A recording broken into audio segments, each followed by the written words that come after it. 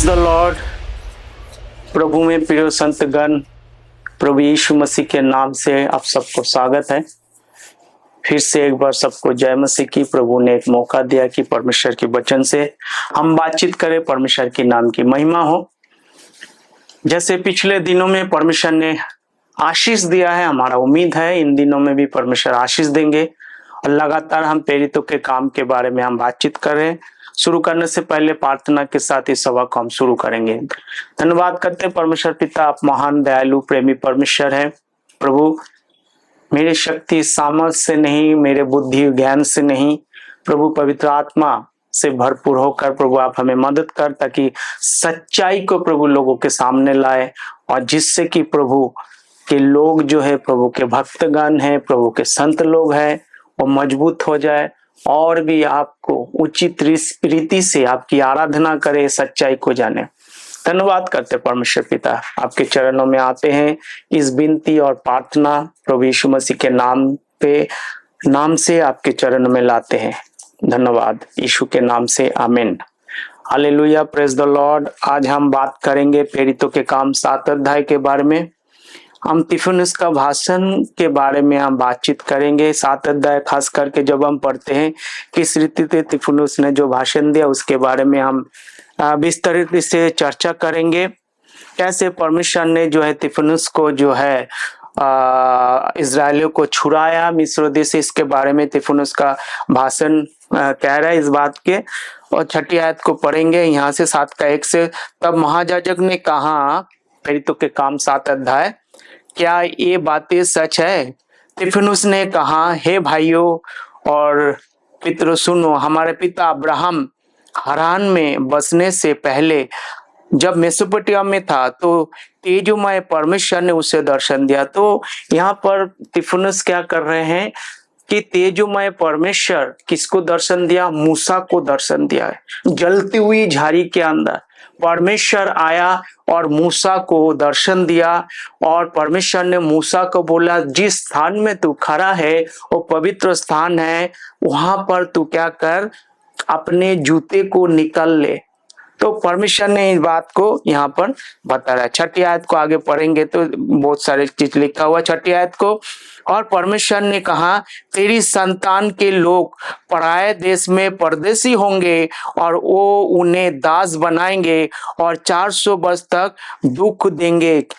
यहाँ पर क्या कह रहे? यहाँ पर तेरी 400 वर्ष तक क्या करेंगे? उसको दुख देंगे। परमेश्वर ने बोला, क्योंकि क्या वजह क्या है? उन्होंने परमेश्वर की कहना को नहीं माना। The moment you disobey the word of God, and as a punishment, God going to impose on them। जिस वक्त ने, जिस घड़ी में पुराना नियम के संत लोगों ने परमेश्वर की कहना को नहीं माना, परमेश्वर ने क्या किया? 6 आयत में कहते हैं, परमेश्वर ने उसको दंड दिया है। 400 बरस तक उसने क्या किया? दुख उठाया, तकलीफ और परेशानी में था। क्यों था? क्योंकि उसने परमेश्वर पर भरोसा नहीं किया। प्रियो, जब हम परमेश्वर पे भरोसा नहीं करते हैं, जब परमेश्वर ने, उस जीवित परमेश्वर, उस परमेश्वर ने इजरायलों को उस दुख, उस परेशानी, उस मुसीबतों से छुड़ाना चाहते हैं, परमेश्वर के राज्य में प्रवेश कराना चाहते हैं, परमेश्वर के वायदे की भूमि पर लेना चाहते, परमेश्वर तमाम प्रकार की आशीष देना चाहते, परंतु उन्होंने क्या किया? परमेश्वर से दूर भागे। जब हम आगे पढ़ते 3 से पढ़ते, और उससे कहा, तू अपने देश और अपने कुटुंबों से निकलकर उस देश में जा जिससे मैं तुझे दिखाऊंगा। कि द कॉल ऑफ अब्राहम, जब परमेश्वर ने अब्राहम को बोला था कि अपने देश, अपने कुटुंब से निकलकर मैं तुझे एक देश दिखाने जा रहा हूं। जब उत्पत्ति की पुस्तक उसकी 11-12 अध्याय को पढ़ोगे, उत्पत्ति की पुस्तक उस 11 अध्याय आखिर में जब पढ़ोगे, परमेश्वर ने उसको लेकर, परमेश्वर ने एक देश, परमेश्वर ने अब्राहम को दिखाया। God is going to deliver the land. एक देश दिखाया परमेश्वर ने, वो देना चाह रहा था परमेश्वर उसको, ताकि वो वहां परमेश्वर वहां रह के परमेश्वर की क्या करे, सेवा करे, उसकी स्तुति करे, उसकी प्रशंसा करे, उसकी महिमा करे। ये परमेश्वर उनको देना चाह रहा था। तो परमेश्वर ने कह रहे तब उस कसदियों के देश में निकलकर हारान में जा बसा। कहां से निकला? कसदियों के देश में हारान से जा बसा। हरा भरा, अच्छे भूमि, खाना पीना, सब सुविधाएं, वहां जाके बस गए। परमेश्वर ने उसको निकाला वहां से, कुछ देश में लेके जाने के लिए। चलते चलते उसने क्या किया, वहां बैठ गया। परमेश्वर के बताए हुए रास्ते पे नहीं चलना। Every disobedience, there is the consequence of the punishment. The moment you disobey, the moment you not follow the rules and God's blessing, then there is a, what is the, आशीष के विपरीत क्या है? श्राप है। और श्राप क्या है? एक दंड है। आशीष नहीं तो क्या है? दंड है। और दंड क्या होता है? परमेश्वर की ओर से आता है। उसने क्या किया? हारान देश में जाके बैठ गया। आगे चलते हैं। और उसको कुछ मीरास बरन पर रखने भर भी उससे जगह ना दी, परंतु प्रतिज्ञा की मैं देश तेरे और तेरे बाद तेरे वंशों के साथ कर दूंगा। यद्यपि उस समय उसके कोई पुत्र भी ना था। परमेश्वर ने वादा किया था। अब्राहम के पास कोई संतान नहीं था। क्या करूंगा? मैं तुझे और तेरे वंशज को वो सारे देश दूंगा। That is the promise God has pronounced to the Israel. परमेश्वर ने अब्राहम के आशीष दिया था, तेरे पास बच्चा नहीं ना, अब मैं दूंगा। शर्त क्या है? सच्चाई से परमेश्वर की आराधना करना, सच्चाई से परमेश्वर के साथ चलना, परमेश्वर की उपस्थिति में चलना, बाकी चीजों को छोड़कर। You focus on what God said to Abraham. पर उनको बात समझ में नहीं आया। कई बार लोग अपने रीति से परमेश्वर को खुश करना चाहते हैं। प्रियो, उसने क्या किया है? अब्राहम ने अपने रीति से खुश करने के लिए, परमेश्वर ने बोला मैं तुझे बच्चा दूंगा। सारा से परमेश्वर बच्चा देंगे। परंतु क्या हुआ? उन्होंने अपने रीति से दासी से शादी करके परमेश्वर को खुश करना। देखो परमेश्वर आज कितना खुश हो जाएंगे कि मेरे पास बच्चे है। प्रियो, हमें परमेश्वर के रीति के अनुसार चल के आशीष मिलता है, मेरे रीति के अनुसार नहीं है। तुम बहुत कुछ कर सकते हो, परमेश्वर से कुछ मतलब नहीं है। प्रभु के नाम से बहुत कुछ करोगे। क्या परमेश्वर ने बोला है क्या करने के लिए? जो परमेश्वर सिंपल सी बात बताते हैं उसी को परमेश्वर करने से आशीष मिलता है। 6 आयत से फिर से पढ़ूंगा। और परमेश्वर ने कहा तेरी संतान लोग पराए देश में परदेशी होंगे और उन्हें दास बनाएंगे और 400 वर्ष तक दुख देंगे। फिर वो परमेश्वर ने कहा जिस जाति के वो दास होंगे उसको मैं दंड दूंगा और उसके बाद में निकल कर उसी जगह तेरी सेवा करेंगे। तो परमेश्वर ने क्या बोला? मैं भी उसको क्या करूंगा? दंड दूंगा। जिन्होंने तुझे गुलाम बनाया उसको भी मैं क्या करूंगा? दंड दूंगा। 8 आयत को यहाँ पर क्लियर करते परमेश्वर की वचन। तो उसको गुलाम बना लिया, परमेश्वर उसको दंड देंगे। And he gave him the covenant of circumcision, 7 का 8 आयत। और उसने अपने खतने की वाचा बांधी। फिर परमेश्वर ने क्या किया? 8 आयत 7 ऐसे फिर से परमेश्वर ने कहा जिस जाति के वो दास होंगे उसको मैं दंड दूंगा और उसके बाद में निकल कर उसी जगह तेरी सेवा करेंगे। 7 आयत। And the nation to whom they shall be in the bondage will I जज said God and after that shall they come forth and serve me in this place. परमेश्वर ने क्या बोला? मैं उसको दंड दूंगा जिन्होंने तुझे गुलाम बनाया। उसके बाद परमेश्वर ने 8 आयत में क्या किया? बाचा बांधे। परमेश्वर ने क्या बाचा बांधा? परमेश्वर ने और उसने उससे खतने की बाचा बांधी और इसी दशा में इसहाक उसके उत्पन्न हुआ। 8वें दिन उसका खतना किया गया और इसहाक याकूब से कुलपति उत्पन्न। उसके बाद परमेश्वर ने क्या किया, एक वाचा बांधा। The covenant God has made with Abraham. वो कॉवेनेंट क्या है, खतना। परमेश्वर ने बोला पुराना नियम में कि जो कोई भी तुम्हारे घर में उत्पन्न होगा उसको खतना करना जरूरी है। अगर खतना नहीं करोगे वो तुम्हारा संतान नहीं। इवन तुम परदेसी अगर तुम उसको मोल लेना चाहते हो, उसको भी लाना चाहते हो, 8वां दिन में उसको 1 तारीख को अगर मान लीजिए उसको मोल दिया, 8वां दिन में उसको क्या करना है, उसको खतना करना जरूरी है। जब उत्पत्ति की पुस्तक उसकी 17 अध्याय 10 से पढ़ोगे, यहाँ पर क्लियर लिखा हुआ 10, 11, 12, 13, 14 पढ़ोगे तो प्रियो, उत्पत्ति की पुस्तक 10 अध्याय उसकी 10, 11, 17 अध्याय उसकी 10, 11, 12, 13, 14 पढ़ेंगे। तो यहाँ पर परमेश्वर ने बाचा बांधा। 10 आयत में क्या कहते हैं, 10 आयत में देखेंगे यहाँ पर, और उसे उसके सब क्लेशों से छुड़ा कर मिस्रों के राजा फिरौन की दृष्टि में अनुग्रह बुद्धि प्रदान की, और उसने उस मिस्रों पर अपने सारे घर पर हाकिमों नियुक्त किया। तो परमेश्वर ने क्या किया, उस गुलामी में से छुड़ा के लाया। ये तकलीफ उनको बता रहे कि तुमने क्या किया, तुम परेशानी में, तकलीफ में, मुसीबत में, परमेश्वर ने तुमको छुड़ाया, लाल समुद्र में से लेके आया, बादल की क्या किया, परमेश्वर ने क्षमा किया, और रात को परमेश्वर ने अपने सूरज को भेजा ताकि तुम पर क्या करे, चंद्रमा दे, उजाला दे, और दिन में क्या किया, बादलों को भेजा तुम्हें ताकि धूप ना लगे। और परमेश्वर ने छुड़ाया, स्वर्ग से मन्ना खिलाया, चट्टान में से पानी पिलाया, लाल समुद्र में से लेके चला। ये बात यहाँ पर तिफुनुस बता रहे कि तुमने क्या किया परमेश्वर के साथ। दिस ऑल थिंग्स तिफुनुस वाज एक्सप्लेनिंग टू देम, और ये बात बता रहे।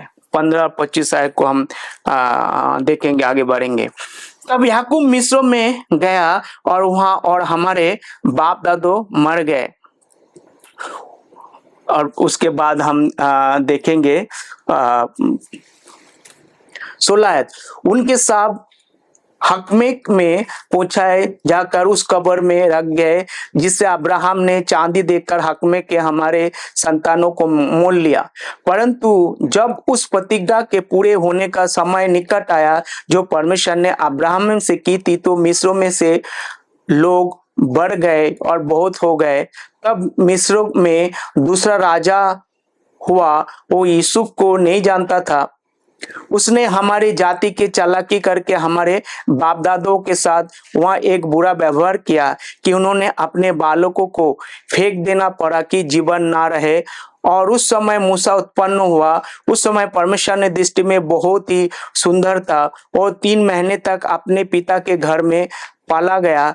जब कैफे को दे दिया, फिरौन ने बेटी ने उसने उठा ली और अपने पुत्र उसके चला।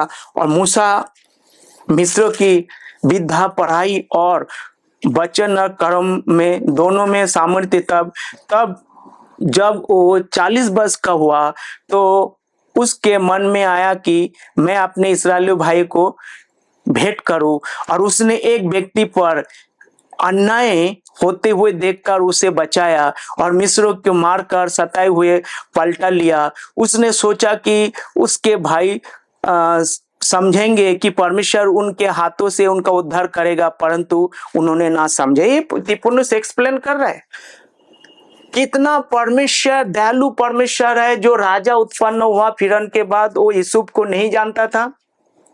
उसके बाद इजराइल के घर में जितना भी लड़का पैदा हुआ तो उसको मारवा दिया। और हम जानते हैं कि मूसा को जो है टोकरी में रखकर पानी में बहा दिया गया, और फिरौन के उनके बेटी ने उसको लेकर पालन पोषण किया और मूसा ने माँ उसको पालन किया। ये परमेश्वर किस रीति से उसके जीवन में काम किया प्रियो, ये सारे बातें यहाँ पर एक्सप्लेन कर रहे, पर इनको कुछ इस सारे बारे में। तब 40 वर्ष का तो, और उसके बाद क्या किया, मूसा ने 40 साल तक पैलेस में रहकर सब कुछ सीखा, सारे विद्या गुण सब कुछ सीखा। ये सारे बात यहाँ पर एक्सप्लेन कर रहे क्योंकि मूसा को सब पता है। दूसरे दिन जब वे आपस में लड़ रहे थे तो वहां वो जाकर निकला और उन्हें मेल कराने के लिए समझाया, हे पुरुष तुम क्यों भाई भाई हो एक दूसरे के पर अन्याय करते हो। परंतु जो अपने पड़ोसी पर अन्याय कर रहा था उसने उससे कहा, हटा दिया कि तुझे किसने हम पर हाकिम और न्याय ठहराया है। तो परमेश्वर उसने मदद करने गया था, मूसा ने उनको छुड़ाने गया था, उनको हेल्प करने गया था, पर उन पर उसने क्या किया है, उन पर मूसा को उसने क्या किया है, नहीं नहीं नहीं तुम्हारा मदद नहीं चाहिए हमें। अपने भाइयों इज़राइल अपने भाइयों में लड़ रहा था, मूसा क्या कर रहे हैं, उनको छुड़ाने उनको बचाए, मसीहा बन के गया है, उनको नहीं चाहिए ये तमाम चीजों के ऊपर। 28 से 35 तक जब हम पढ़ते हैं यहाँ पर लिखा है, क्या जिस रीति से तूने कल मिस्री को मार डाला मुझे भी मार डालना चाहते हैं। तो उनको गलत समझ में आ रहा है और ये सुनकर मूसा भागा और मिधान देश में परदेसी होकर रहने लगा। वहां उसके 2 पुत्र उत्पन्न हुए। जब पूरे 40 बीत गए तो एक स्वर्गदूत ने सीने पहाड़ में जंगल में उसे जलती हुई झाड़ी की जलवा में दर्शन दिया और मूसा को ये दर्शन देखकर आश्चर्य हुआ। और जब वो देखने लिए उसके पास गया तो प्रभु का ये शब्द हुआ, मैं तेरे बाप दादा अब्राहम इसहाक याकूब का परमेश्वर हूँ। तब मूसा कांप उठा और वहां तक कि उसने देखने का हिया ना रहा। तब प्रभु ने उससे कहा, अपने पांव की जूती उतार ले। प्रिय, यह तमाम बातें यहाँ पर परमेश्वर से कहा कि परमेश्वर ने पिछले दिनों में उनके जीवन में क्या क्या किया। मैंने सचमुच अपने लोगों को जो मिस्रों में था दुर्दशा को देखकर और उनकी आहा और उनकी रोता सो इसलिए उन्हें छुड़ाने के लिए उतारता हूँ। अब मैं तुझे मिस्र में भेजूंगा। जिस मूसा के उन्होंने यह कहकर नकारा था, तुझे किसने हम पर हकीम और न्याय ठहराया, उसी को परमेश्वर ने हकीम और छुड़ाने वाला ठहरा कर उस स्वर्गदूत के द्वारा जिसने उस झाड़ी में दर्शन दिया भेजा। को किसने भेजा, उसको वो लोग कहने लगे किसने भेजा तुझे। परमेश्वर कहते हैं, मूसा कहते हैं परमेश्वर ने भेजा। परमेश्वर एक सेवियर करके बचाने वाला करके परमेश्वर ने मूसा को जो है इज़राइलों को छुड़ाने के लिए भेजा। स्टीफेंस का भाषण है, इज़राइलों को बता रहे हैं प्रिय, उनको बचाने के लिए भेजे। सब आप जानते हैं, फिर भी एक रिमाइंड के लिए मैं आपसे बात कर रहा हूं। मैं कुछ नया बात नहीं बता रहा हूं, बचाने के लिए भेजा। यहाँ पर इस तमाम चीजों यहाँ पर चल रहा है। 39 और 40 को हम पढ़ेंगे प्रिय। परंतु हमारे बाप दादों ने उसकी मानना ना चाहा, वरन उसे हटाकर अपने मन मिस्र की ओर फेरे और हारून से कहा, हमारे लिए ऐसा देवता बना जो हमारे आगे आगे चले, ताकि वो मूसा जो हमें मिस्र देश से निकल लाया हम नहीं जानते उसे क्या हुआ। जब मूसा ऊपर चले गए उन्होंने क्या किया, देवी देवता बनाकर बछड़ा बनाकर उसकी आराधना करने लगे, उसकी स्तुति करने लगे। वो भूल गए, वो कह रहा है कि मूसा किधर गए हमें नहीं पता। प्रियो, ये दशा था उनके। परमेश्वर ने जो आशीष दे के लेके आया, तमाम आशीष दी, वो सब भूल गए। पता नहीं मूसा कहां चला गया। वही मूसा जो छुड़ा के लाया है। ऊपर गए परमेश्वर से बातचीत करके, परमेश्वर से कानूनों को लाने, परमेश्वर के संदेश को उनको समझाने के लिए उसने क्या किया, परमेश्वर को छोड़कर किसकी आराधना कर रहा है, बच्चा बनाकर उसकी पूजा कर रहे हैं, उसकी आराधना कर रहे हैं। क्या लगता है आपको, परमेश्वर खुश होंगे? ये बात यहाँ पर तमाम चीजें यहाँ पर चल रहा है। उसने ईश्वर बना दी जेनेसिस, और उसने 3:14 को जब हम पढ़ते हैं, जेनेसिस उत्पत्ति की पुस्तक उसकी 3:14, लोगों ने क्या किया, परमेश्वर की छोड़कर दुनिया को चीजों के क्या लगा दिया, चला गया। 3:14 में, तब यहोवा परमेश्वर ने सबसे कहा, तूने जो ये किया है इसलिए तू सब घरेलू पशुओं और सब बनेले पशुओं अधिक शापित है। तूने पेट के बल चला करेगा और जीवन भर मिट्टी चाटता रहेगा। कि शैतान का काम क्या है? शैतान का काम है चोर आता है, चोरी करने, घात करने, नष्ट करने। यह न सुसमाचार उसकी 10 का 10। परमेश्वर आए जीवन देने के लिए, बहुत आयत के जीवन देने के लिए। शैतान ने क्या किया, परमेश्वर से छुड़ाकर अपने बस में करना चाह रहा था। और शैतान क्या चाहते हैं, लोग कुछ नाचे गाए, आनंद रहे, खुशी मनाए, डग डग डग डग डग डग सब कुछ करते रहे, टक टक टक टक टक टक करते रहे, उसमें खुश रहे। यही बात। तो शैतान का क्या है, वो भरमाना काम, भरमाते लोगों को, परमेश्वर से दूर रखते, परमेश्वर के साथ उसका संबंध नहीं है। क्योंकि शैतान का काम ही है इजरायलों को दुख पहुंचाना, तकलीफ पहुंचाना, मुसीबत में डालना। शुरू से डे वन से वो करते आ रहा है। क्योंकि परमेश्वर ने उसके साथ बाचा बांधा, परमेश्वर ने बहुत आशीष दी, इसलिए परमेश्वर, शैतान उसके नजर में क्या है, वो खटखटाते है उसको, जो है आशीष किसी प्रकार के उनको नहीं चाहिए, इसीलिए वो तमाम चीजों करते हैं। 41।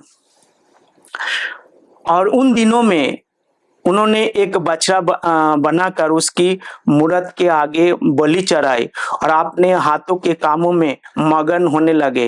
अंत परमेश्वर ने मुंह मोड़कर उन्हें छोड़ दिया कि आकाशगण में पूजा, जैसे भविष्यवक्ताओं के पुस्तक में लिखा है, हे इस्राएल के घराने, क्या तुम जंगल में 40 वर्ष तक पशु बोली, अन्न बोली मुझे की क्यों चराए रहे? तुम मोलेक के तंबू और फिरन देवता के तारे को लिए फिरते हो, अर्थात उन मूर्तियों को जिन्हें तुमने दंडवत करने के लिए बनाया था। अंत में तुम बेबीलोन के पेड़ ले जाकर बसाऊंगा। ये क्या कह रहा है परमेश्वर? तुम मूर्ति पूजा कर रहा है, मोलेक के फिरन और किसकी झंडा ले रहा है? फिरौन के सितारे वाले झंडा। आज इस्राएल के पास कौन सा झंडा है प्रियो? क्या परमेश्वर ने वो झंडा दिया है? सितारे, किसका झंडा लेके इस्राएल घूम रहे हैं? Look at this side. हाँ, तुम मोलेक के तांबू और फिरौन देवता की तारे लेकर फिरते हो। किसके तारे लेकर फिरते हो? ये डेविड का तारा नहीं है, दाऊद राजा की तारा नहीं है, मोलेक के तारा, देवताओं की तारा। मोलेक कौन है? देवता है, उसकी तारा लेके तुम फिरते हो। Are you really pleasing God?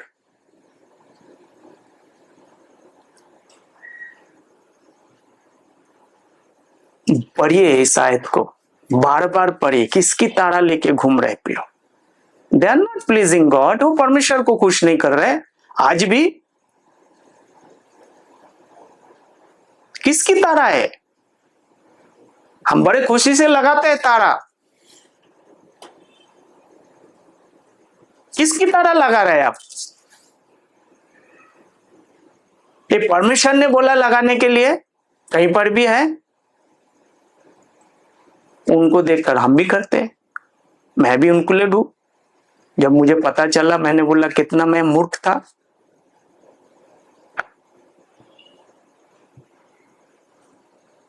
प्रियो, सोचिए किसकी तारा आप लगा रहे हैं? परमेश्वर को खुश करने के लिए लगा रहे हैं या something else? You must understand what is written over here. वो जो झंडा लेके घूमते हो, जो तारा तुम लगा रहे, किसकी तारा है?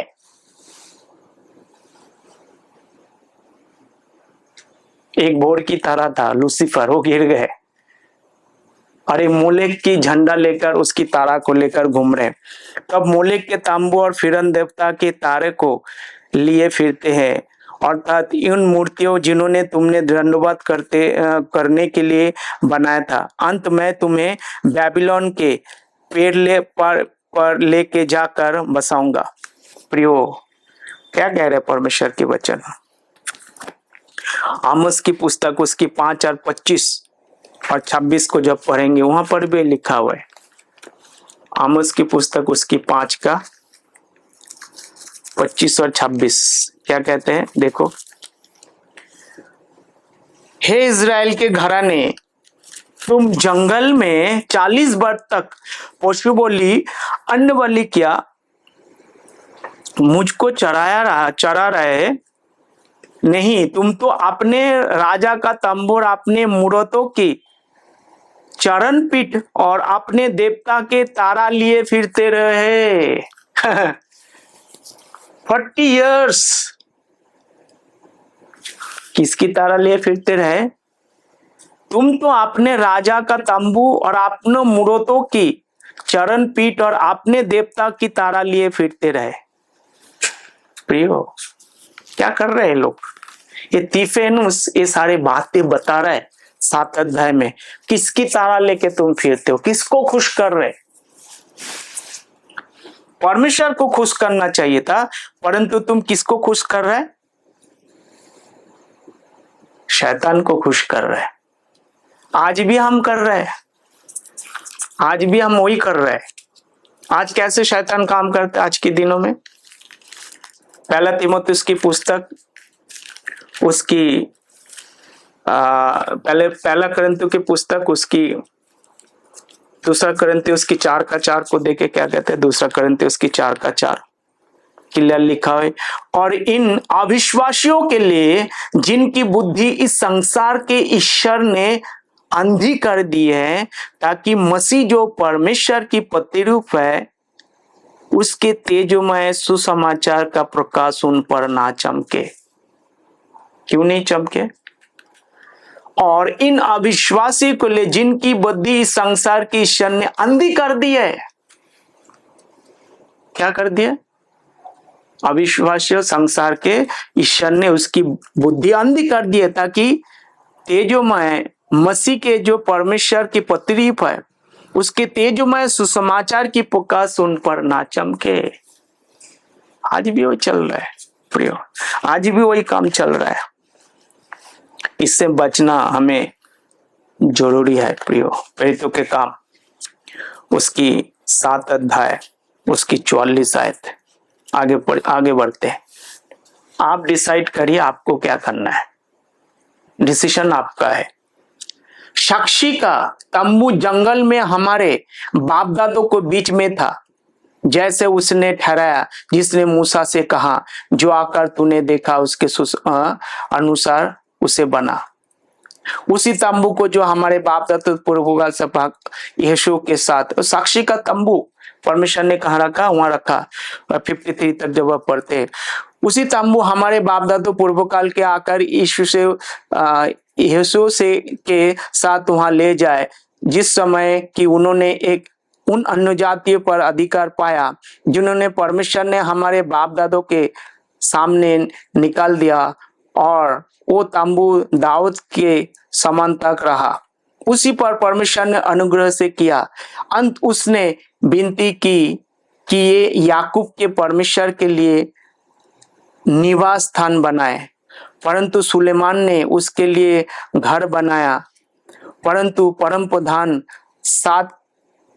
सात के बनाए घर में नहीं रहा, जैसे कि भविष्यवक्ता ने कहा। 49 प्रभु कहता है, स्वर्ग मेरा सिंहासन और पृथ्वी मेरा पांव तले पीढ़ी है। मेरे लिए तुम किसी प्रकार का घर बनाओगे, और मेरे विश्राम का कौन स्थान होगा? क्या ये सब वस्तु मेरे हाथ की बनाई नहीं? प्रियो, ये परमेश्वर कह रहा है। बहुत बड़ा बात यहाँ पर कह रहे हैं। और उसके बाद 51 आयत को क्या कह रहे? हठीले और मन और कान के खतना रहित लोग, तुम सदा पवित्र आत्मा का विरोध करते हो, जैसे तुम्हारे बाप दादो करते हैं ऐसे ही तुम भी करते हो। गुस्सा में है स्टीफन, तुमने क्या किया है? तुमने यहोवा परमेश्वर को नहीं सुना, यीशु मसीह को क्रूस पे दिया। अब पवित्र आत्मा का तुम क्या कर रहे हो? विरोध कर रहे हो, तुम हठीले। प्रियो 52 भविष्य वक्ताओं में से किसी को तुम्हारे बाप दादों ने नहीं सताया, जिन्होंने उस धर्मी के आगमन का पूर्वकाल से देने वाले को मार डाला, और तब तुम भी उसके पकड़ने वाले मार डालते हो। तुमने स्वर्गदूत के द्वारा ठहराई हुई व्यवस्था तो पाई, परंतु उसका पालन ना किया। You are destroyed totally. तुमने क्या किया? भविष्यवक्ताओं ने तुमको जो समझा उनको भी तुमने नहीं सुना। जो स्वर्गदूतों ने तुम्हें कानून दी, व्यवस्था दी, उसको भी तुमने नहीं सुना। तुमने विरोध किया है। परमेश्वर को क्या किया है? तुमने विरोध किया है और परमेश्वर को क्या कर दिया? तुमने खत्म। परमेश्वर की कहना को नहीं मानकर तो अपने मन से चलने लगे। प्रियो, गलतियां उसकी 3:19 को पढ़ते क्या लिखा देखिए। गलतियां उसकी 3:19। विरोध कर दी, उनको नहीं चाहिए परमेश्वर की आशीष। यहोवा परमेश्वर की आशीष नहीं चाहिए। यीशु मसीह ने जो आशीष देना चाहे उनको नहीं चाहिए। अब वो क्या कर रहे हैं? पवित्र आत्मा का विरोध कर रहे हैं। वो हठीले हो चुका है, परमेश्वर के विरुद्ध में खड़ा हो गया। नहीं चाहिए। 3:19 में क्या कहते देखिए। 3:19, तब फिर व्यवस्था क्यों दी गई?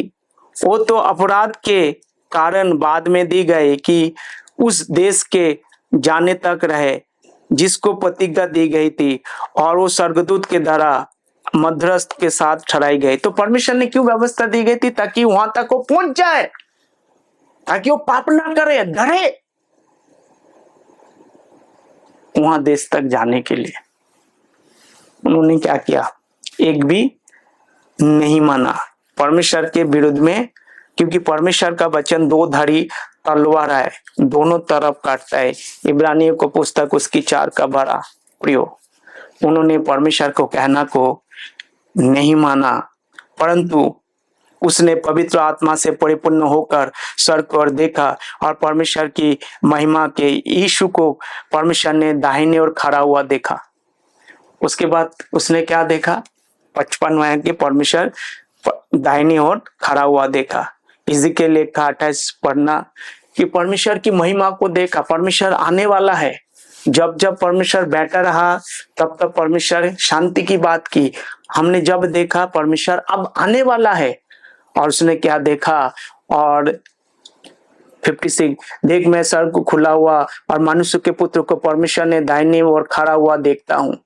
तब उन्होंने बड़े शब्द से निकालकर चिल्लाकर कान बंद कर दिया और एक साथ में उस पर झपटे और उस नगर में बाहर निकलकर उस पर पथराव करने लगे। गवाहों ने उसको कपड़ साउल नामक एक जवान के पांव में पास उतर कर रखा और तिफनुस ने पथराव करते हुए और वो कहकर प्रार्थना कर ली, हे प्रभु यीशु मेरी आत्मा को ग्रहण कर। फिर उसने घुटने टेक कर ऊंचे शब्द से पुकार, हे प्रभु ये पाप उन पर मत लगा। और ये कहकर वो सो गए और शाऊल उसके बद में सहमत था। प्रियो, 8:1 मैंने पढ़ दिया। क्या किया उसने? बाद उसने तिफनुस को मार डाला। यीशु मसीह आने वाले थे। प्रियो, जब उसने यहोवा परमेश्वर को नहीं माना, यीशु मसीह को क्रूस पे दिया, तिफनुस को मार डाला, जॉन द बैप्टिस्ट को गर्दन काट दी, भविष्यवक्ताओं को मारा और लोग सता रहे प्रभु के दासों को, तो परमेश्वर ने क्या बोला? इनको नहीं चाहिए। प्रियो, तिफनुस क्या कहते? जब हम दूसरा, आज भी शैतान इस स्थिति से काम करते, आपको परमेश्वर से दूर रखते। पहला तीमुथियुस उसकी 4:4 को जब हम पढ़ते हैं, यहाँ किला लिखा है। आज क्या चल रहा है पूरे दुनिया में? आज दुनिया में जो है परमेश्वर की शिक्षा को छोड़कर अपने शिक्षा चला रहे। क्या है? परंतु आत्मा स्पष्टता से कहता है कि आने वाले समय में कितने लोग भरमाने वाली आत्माओं और दुष्ट आत्माओं को शिक्षा पर मन लगाकर विश्वास से भाग जाएंगे। क्या है? आज भी वही कर रहे लोग, परमेश्वर को नहीं सुन रहे, अपना अपना चला रहे, और जो भी शिक्षा उनको अच्छा लगता है, कोई एविडेंस नहीं है, कोई कुछ नहीं है, किधर से भी कुछ भी नया नया चीजों लेके आएंगे और उसी को सुनते हुए उसी के अनुसार चलेंगे। प्रियो, आज हमारे लिए एक मौका है परमेश्वर को जानना। इस मौका को अपने हाथों से जाने मत दे। परमेश्वर आपसे प्रेम करता है। 7 अध्याय मैंने एक्सप्लेन किया है। उन दिनों में इजराइल, आज भी इजराइल क्या कर रहे हैं? परमेश्वर की झंडा नहीं उठा रहे, किसकी तारा लेके फिर रहे? मोलेक का, उन देवताओं की तारा लेकर फिर रहे। और वो काम हम भी करते हैं उनको देखकर। प्रियो, उससे बचना है, सच्चाई को जानना है। यीशु मसीह आपके लिए मारा गया, गाड़ा गया, तीसरे दिन जी उठा है प्रियो। अभी अगर आप विश्वास करते हैं, तुरंत परमेश्वर आपको आशीष देगा। लगातार आप गेट मिनिस्ट्री के लिए प्रार्थना करें, थॉमस जज के लिए प्रार्थना करें, ताकि परमेश्वर के दास, परमेश्वर उनको आशीष दे, उनके सेवकाई को आशीष दे, हमारा गेट मिनिस्ट्री को आशीष दे। लोग सच्चाई को जाने, और सच्चाई जो है परमेश्वर तक लेके जा सकता है। हम क्या कर रहे नहीं कर रहे उसे कुछ मतलब नहीं। 10 कुमारी के बारे में आपको पता है, क्वालिफिकेशन क्या था? कुमारी। क्या कुमारी होने से सब संभव है? नहीं। जब तक वो सही रीति से परमेश्वर के पास नहीं पहुंचते तब तक क्या होता है, उसको माना नहीं जाता है। आज अनुग्रह है, परमेश्वर ने अनुग्रह दिया है। एक समय हमें अनुग्रह मिलता था कर्म के आधार पर, और आज जो अनुग्रह का मूल्य परमेश्वर ने चुका दिया, आप मुफ्त में दे रहे। जो आपको देना होता था, कर्म करना होता, तो परमेश्वर ने आपके बदले में किया है। आपको करने की आवश्यकता नहीं, आपको विश्वास करना है। द मोमेंट यू बिलीव, परमेश्वर आपको क्या देता है? अनुग्रह देता है, क्योंकि परमेश्वर ने आपके लिए चुकाया है। एफिसियों 1:14 को जब हम पढ़ते हैं, प्रभु आपके लिए चुका दिया है। आपको जो कर्म करना था वो कर्म आपको करना नहीं है, क्योंकि परमेश्वर ने आपके बदले में किया है। जब परमेश्वर ने कर दिया, मान लीजिए कोई चीजों का कीमत 10 रुपया था या 100 रुपया था, जैसे आप समझते, कोई बंदा ने आपके लिए चुका दिया, तो सामने वाला दुकानदार आपसे पैसा लेगा नहीं, बोलेगा आपका फ्रेंड ने 100 रुपया दे चुका है इसलिए मैं दोबारा ले नहीं सकते। इसी रीति से परमेश्वर क्या कर रहे हैं, अगर वही चीज आप खुद खरीदते तो आपको 100 रुपया देना पड़ता, परंतु अपने दोस्त ने 100 रुपया दे दिया है, इसीलिए ये आपके लिए मुफ्त हुआ। तो आपके लिए दंड परमेश्वर ने लिया अपने ऊपर, आपको मुफ्त कर दिया। आपको कुछ करने की आवश्यकता नहीं है, केवल विश्वास करना है प्रियो। एफिसियों 1:14, इस बात को समझने की कोशिश करिए, और वो उसके मोल लिए हुए छुटकारे के लिए हमारी मीरास का बयाना है कि उसकी महिमा की स्तुति हो। बयाना में परमेश्वर ने ऑलरेडी दे चुका, टोकन ऑफ मनी परमेश्वर ने चुका है। आपको कोई कर्म की आवश्यकता नहीं है। It is not by your works, किसी प्रकार की कर्म नहीं है, खाली विश्वास करना है प्रियो। विश्वास करने से परमेश्वर आपको अनुग्रह देता है। 2 कुरिन्थियों उसकी 2:4 को जब हम पढ़ते हैं, इसमें क्या लिखा है? 2 कुरिन्थियों उसकी 2:4 क्या लिखते हैं यहाँ पर? 2 कुरिन्थियों प्रियो, आज परमेश्वर चाहते हैं, क्या चाहते हैं? परमेश्वर यही चाहते हैं कि सब मनुष्यों का उद्धार हो। किसका उद्धार हो? सब मनुष्यों का उद्धार हो, और परमेश्वर को सच्चाई को जान ले। ये परमेश्वर चाहते हैं प्रियो। अगर आप विश्वास करते तो परमेश्वर आपको क्या करते हैं? उद्धार देते हैं प्रियो। ये विश्वास के ऊपर है।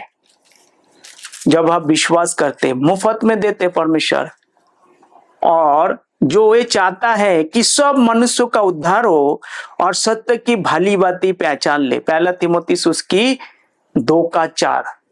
आज परमेश्वर क्या चाहते? सब मनुष्यों का उद्धार हो। ये परमेश्वर की दिल की बात है प्रियो। परमेश्वर आपको अनुग्रह देना चाहते हैं, आपके उद्धार करना चाहते हैं, आपको बचाना चाहते हैं प्रियो।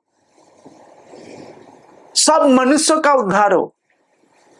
परमेश्वर एक काम नहीं करता, मैंने ए को चुन लिया, बी को छोड़ दिया, और सी को चुन लिया, डी को छोड़ दिया। जो शिक्षा आप सुनते हैं वो गलत शिक्षा है। क्या कह रहा है परमेश्वर? केवल आपको विश्वास करना है। Obedience is the better than sacrifice. Believe on and trust on Lord Jesus Christ. He paid, already paid. परमेश्वर ने आपके लिए क्या कर दिया है? चुका है। आपको कुछ करने की आवश्यकता नहीं, 1 रुपया देने की आवश्यकता नहीं है। 1 रुपया नहीं है, कुछ नहीं चाहिए। कुछ नहीं चाहिए का मतलब कुछ नहीं चाहिए प्रियो। केवल आप विश्वास करिए। प्रभु यीशु मसीह आपके लिए लोहू बहाया। Blessed assurance, Jesus is my Lord. What a wonderful day प्रियो। आज मौका है आपको। परमेश्वर की इच्छा है सारे मनुष्यों का उद्धार हो। कौन करेगा? इस समाचार को, ये सुसमाचार को आप लेके जा सकते हैं। इस संदेश को आप भेजकर भी आशीष को पा सकते हैं। भेजिए हजारों लोगों को, परमेश्वर आपको आशीष दे। मैं गारंटी दे रहा हूं आपको, विश्वास करिए परमेश्वर के वचन को। परमेश्वर आपको आशीष देगा, आपके लिए दरवाजा खुलेगा। ये परमेश्वर की इच्छा है। मैं परमेश्वर की इच्छा की बात कर रहा हूं। फिर से मैं पढ़ता, क्या कहते हैं सुनिए। वो जो चाहता है कि सब मनुष्यों का उद्धार हो और वो सत्य के भली बाती पहचान ले, चाहता है परमेश्वर। That is the will of God. आप लोग बार बार बोलते हैं परमेश्वर की इच्छा क्या है? सब मनुष्यों का उद्धार हो और परमेश्वर की सच्चाई को भली बाती जान ले। ये परमेश्वर की इच्छा है। You need to be strong in the Lord। ये सुसमाचार जो आप सुन रहे हैं ऑनलाइन, आप क्या करना है? हजारों लोगों को भेजिए। You will receive the blessing। परमेश्वर आपको शांति देगा, परमेश्वर आपको नींद देगा, परमेश्वर वचन से आशीष देगा आपको प्रियो। ये परमेश्वर की वायदा है।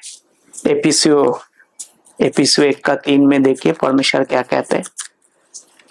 जो वो नहीं कर पाए वो आप करिए प्रियो। ये परमेश्वर आपको सारे चीज देना चाहते हैं, आशीष देना चाहते हैं। आपके लिए मौका है, इस मौके को आप हाथ से जाने ना दे। उसने तिरस्कार कर दिया, परमेश्वर से दूर हो गया। आज आपके लिए मौका है। हमारे प्रभु यीशु मसीह के परमेश्वर पिता का धन्यवाद हो कि उसने हमें मसीह में स्वर्गीय स्थानों में सब प्रकार की आत्मिक आशीष दी है। द मोमेंट यू अंडरस्टैंड, जिस घड़ी जिस वक्त आप समझते हैं परमेश्वर की वचन को, यू आर ब्लेसेड पर्सन। सब प्रकार की आत्मिक आशीष दी है परमेश्वर ने प्रियो। ये परमेश्वर का वायदा है। मैं गारंटी देता हूं, you are going to receive the blessing. प्रभु की आशीष को पाएंगे। स्वर्गीय पिता, धन्यवाद करते प्रभु, आप हमारे लिए मारा गया, गाड़ा गया, तीसरे दिन जी उठा प्रभु। गेट मिनिस्ट्री को जो दर्शन दिया है प्रभु, सभी लोगों को बचाया जाए पूरे दुनिया भर में। ये संदेश प्रभु हमसे फिजिकली जितना हो सके हम करेंगे प्रभु। इंटरनेट के जरिए सभी लोगों को बचाया जाए। जितने भी लोग प्रभु वचन को सुनते हैं प्रभु, हजारों लोगों को भेजे ताकि लोग बचाए जाए प्रभु। उनके लिए दरवाजा खोले प्रभु, जो काम को कर रहा है परमेश्वर पिता। धन्यवाद करते प्रभु, हमारे विनती प्रार्थना को सुना, आपके चरणों में लाते हैं प्रभु। आप अपने समय पे आशीष करके देना, गेट मिनिस्ट्री को आशीष करना। जो भी सेवक लोग मुफ्त में सेवकाई कर रहे हैं उन सभी को आशीष देना प्रभु। हमारे पास कुछ नहीं है परमेश्वर पिता, पर सारे आंखें हम आप पर लगाते हैं प्रभु। आप हमारे लिए दरवाजा खोले प्रभु। प्रभु आप महान है, यीशु के नाम से आमीन। God bless you, take care.